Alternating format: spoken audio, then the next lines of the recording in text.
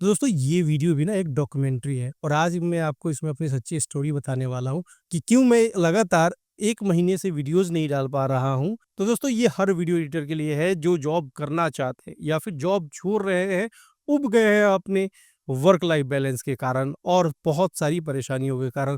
तो दोस्तों आज की ये वीडियो में मैं अपनी ये स्टोरी जो है वो सच्चे दिल से आपके सामने रखने वाला हूँ ताकि इससे आप कुछ सीख सके और हो सके तो आप भी अपनी लाइफ में चेंजेस ला सके।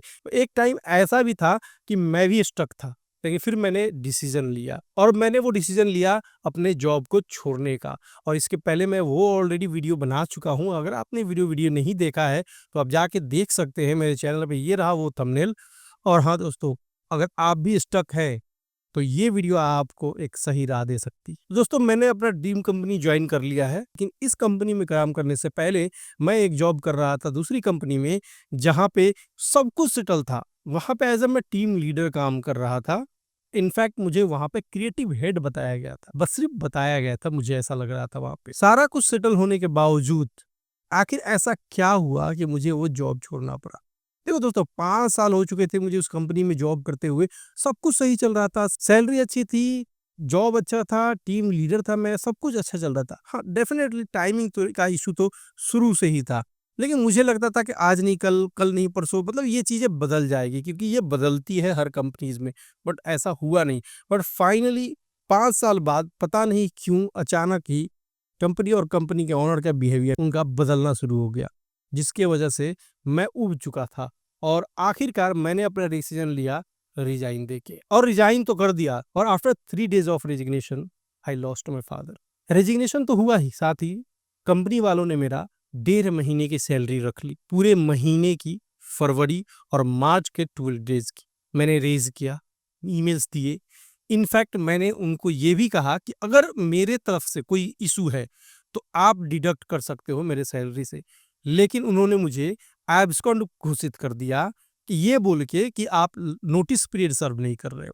और दोस्तों ये सोचो, ये 5 साल के बाद मेरे साथ ऐसा हुआ उस कंपनी में, तो आपके साथ भी हो सकता है। तो इसलिए मैं कहता हूँ, तो किसी भी कंपनी में हो ना, सिर्फ और सिर्फ अपने बारे में सोचो। डेफिनेटली कंपनी का काम करो, बट उतना ही जितना वो तुम्हें पे कर रहे हैं। रेजिग्नेशन के बाद मेरे साथ बहुत सारी प्रॉब्लम शुरू हो गई। मेरे साथ ऐसा हुआ कि मैंने कोई भी सेविंग नहीं कर रखा था और ना ही हमारे जैसे लोग सेविंग कर पाते हैं। रेंट भी मुझे देना था, मुझे अपने ग्रोसरी संभालनी थी और ये सब कुछ मेरे से हाथ से जा रहा था। लेकिन हाँ, मुझे अपने स्किल पे ट्रस्ट था कि हाँ, मुझे जो आता है मैं इसे कुछ ना कुछ तो कर ही लूँगा। और इसी तरीके से 1 महीना 2 महीना गुजरा और इन 2 महीनों में मेरे पास उस टाइम 1 या 2 क्लाइंट बस थे। उसके बाद धीरे-धीरे मैंने यूट्यूब पे वीडियो डाला और उसके बाद मुझे यूट्यूब के थ्रू 4-5 क्लाइंट्स 1 ही महीने के अंदर मिलते चले गए। कुछ को मैंने छोड़ दिया और कुछ के साथ अभी मैं लॉन्ग टर्म, और अब मैंने मई तक उनके साथ कंटिन्यू किया और डेफ़िनेटली अभी भी कर रहा हूँ और फ्रीलांसिंग मेरी जर्नी है और मैं उसे करूँगा। ये मेरी ड्रीम कंपनी थी, इस वजह से मैंने इसको जॉइन भी किया। तो as a full time video editor. लेकिन सबसे बड़ी बात ये है कि इस कंपनी में मैं वर्क फ्रॉम होम हूँ। तो यहाँ पे एक ट्विस्ट है कि ऑफिस वाला जो मेरा वर्क था और ये वर्क फ्रॉम होम है, इन दोनों में क्या डिफरेंस है।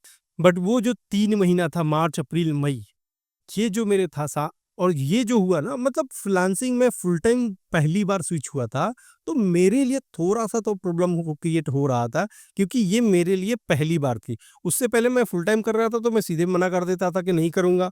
लेकिन अब तो मैं पूरी तरीके से डिपेंडेंट था फ्रीलांस में। लेकिन हाँ, इतना कॉन्फिडेंस मैं कह सकता हूँ कि अगर आप फुल टाइम से जितना अर्निंग करते हो या कर रहे हो, उतना अगर फ्रीलांस में अर्निंग करना शुरू हो गया, डेफिनेटली छोड़ दो फुल टाइम जॉब। ये तो मैं गारंटेडली कह रहा हूँ तुम्हें। सबका अलग-अलग हो सकता है इस पे पॉइंट ऑफ व्यू, बट मेरा यही, मेरे साथ भी यही हुआ। 3 महीने मेरे साथ बहुत हसल हुआ। प्रोजेक्ट्स कभी थे, कभी ओवरलोड हो जाते थे, कभी किसी को टाइम पे जल्दी चाहिए होता था, कभी कुछ, कभी कुछ। मैं सच बताऊँ तो कभी-कभी मैं दिन भर काम किया, शाम में भी काम किया, रात में काम किया और 5 बजे सुबह जाके मैं सोया हूँ कभी-कभी। जनरली तो वैसे मैं अक्सर 3 बजे ही सोता हूँ। मैं फ्रीलांस में मतलब ठीक-ठाक हो चुका था।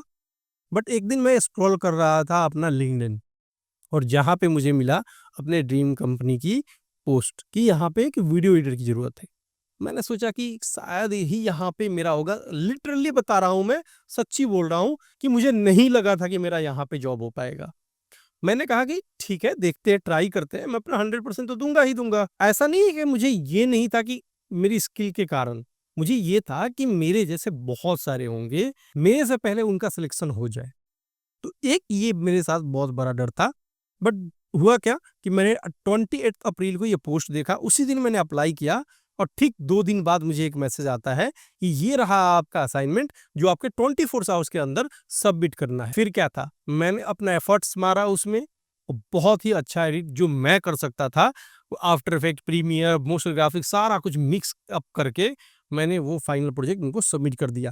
यहाँ पे ये गलती मेरे से क्या हुई कि उन्होंने बोला था कि पूरा शॉर्ट्स एडिट करना, जो कि 35 या 36 सेकंड्स का था, मैंने 20 सेकंड्स का ही सबमिट किया।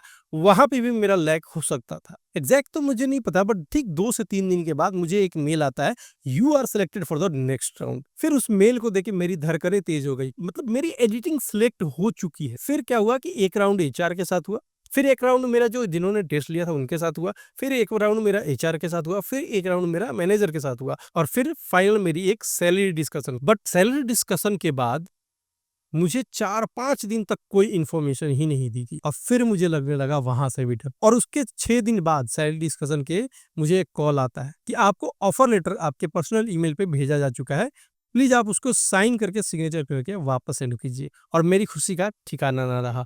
मैं अपने वाइफ के साथ उस पूरे ऑफर लेटर को 2-2 बार 3-3 बार देखता रहा, क्योंकि मुझे यकीन ही नहीं हो रहा था कि मेरा सिलेक्शन हो चुका है और मुझे ऑफर लेटर आ चुका है और मेरी ज्वाइनिंग 15 मई को थी। और जो मेरी सबसे बड़ी प्रॉब्लम थी, टाइमिंग, जो मैंने बताया था अपने वीडियो में कि मैं अपने फैमिली को टाइम नहीं दे पाता। ये वर्क फ्रॉम होम है, मैं फैमिली के साथ में ही बैठ के सब कुछ कर रहा हूँ, तो ये सबसे बड़ी मेरी प्रॉब्लम भी सॉल्व हो चुकी है। और आज टोटल 51-52 दिन हो चुका है मुझे काम करते हुए इस कंपनी में, और मुझे ये कंपनी में काम करना बहुत ही मज़ेदार लगा।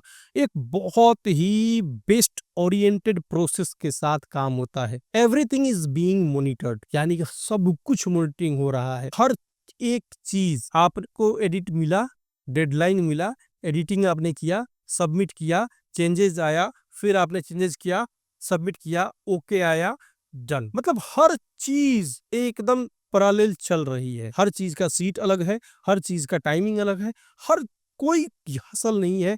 बहुत ही एक वेल प्रोसेस्ड, जिसको बोलते हैं ना, वो हो रहा है कि मैं फिजिक्स वाला में ज्वाइन करूं और आज मैं उस फिजिक्स वाला कंपनी के साथ ज्वाइन हूं। दोस्तों लिटरली बता रहा हूं, मुझे तो बहुत ही, मे भी सबका इस चीज पे भी अलग अलग पॉइंट ऑफ व्यू हो सकता है, बट डेफिनेटली दोस्तों मेरा ये कंपनी में ज्वाइन करना मेरे लिए मेरा बेस्ट डिसीजन रहा है। तो दोस्तों मैं ये तुम्हें क्यों बताना चाहता हूँ, क्योंकि तुम्हें दोस्तों ये चीज समझ आए, फुल टाइम जॉब छोड़ना आसान नहीं है। फ्रीलांस स्ट्रगल रियल होते हैं, कभी पैसा नहीं तो कभी क्लाइंट नहीं। तुम्हारा मेंटल हेल्थ और पेशेंस दोनों ही चेक होता है फ्रीलांस में। लेकिन तुम अगर रुकोगे नहीं तो तुम्हारा भी टाइम आएगा। तो दोस्तों एक बार दिल पे हाथ रख के बोल, अपना टाइम आएगा। तो दोस्तों अगर तुम्हें भी लगता है कि तुम भी स्टक हो, तो दोस्तों मेहनत मत छोड़ना, लगातार काम करते रहो। जिस तरीके से मुझे वो कॉल आया जो मेरी ड्रीम थी, दोस्तों डेफिनेटली वो कॉल आपका भी वेट कर रहा है, बस वहां पहुंचने की देर। तो दोस्तों अगर ये वीडियो थोड़ा सा भी हेल्पफुल आपको लगा हो, डेफिनेटली नॉइज वगैरह इग्नोर कीजिएगा। और अगर वीडियो पसंद आया है तो लाइक करना, चैनल को सब्सक्राइब करना मत भूलिएगा। मिलते हैं अगली वीडियो में, तब तक के लिए बाय बाय दोस्तों।